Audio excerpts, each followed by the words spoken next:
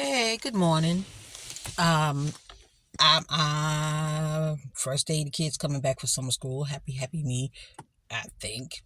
But I jumped on here today because I stopped at Dunkin' Donuts to get my bagel because I wanted to make sure my tummy was right and I wanted to take my medicine.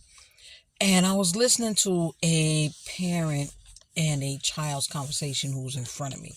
I didn't go in the drive-through.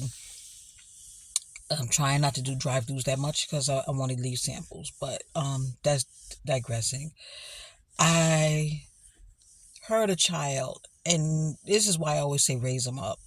Child was like, "Hey, um, you read the Bible with me all the time, Mom?" And I was that sparked my ears head.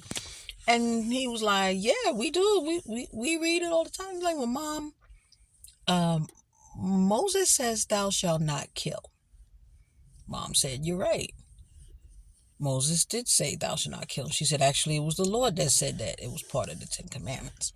And she said, then the child said, Ma, you said the Lord said, don't covet your neighbor's property. And she said, that's right. That's part of the Ten Commandments. The Lord said we should not steal from anybody. We don't steal. She said, and I added that part, we don't lie either. So what's your point, Sal? What's your point? And she was like, well, if we're supposed to do that, then why did you buy a gun and said that if so and so comes on my property, we gonna have a problem? She said, because we're not supposed to kill, right? And the mother looked up to the sky.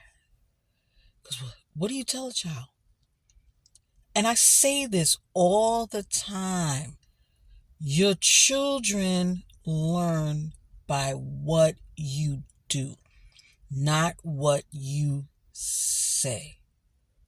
And I'm glad that this child was able to understand, and the parent was able to give the love that he could say, hey, we can have this conversation. So parents, think on that. Children learn by what you do, not by what you say. You can say stop and they're going to look at you and they're going to keep on doing it until you have an action, and then they say, oh, okay, I can't do that. So let's remember that, okay, Lord? Let's remember that. Especially if you are teaching your children the Bible. You cannot teach your children the Word of God and then do the opposite. So have a great day, okay? Be safe and think about what you do in front of your kids.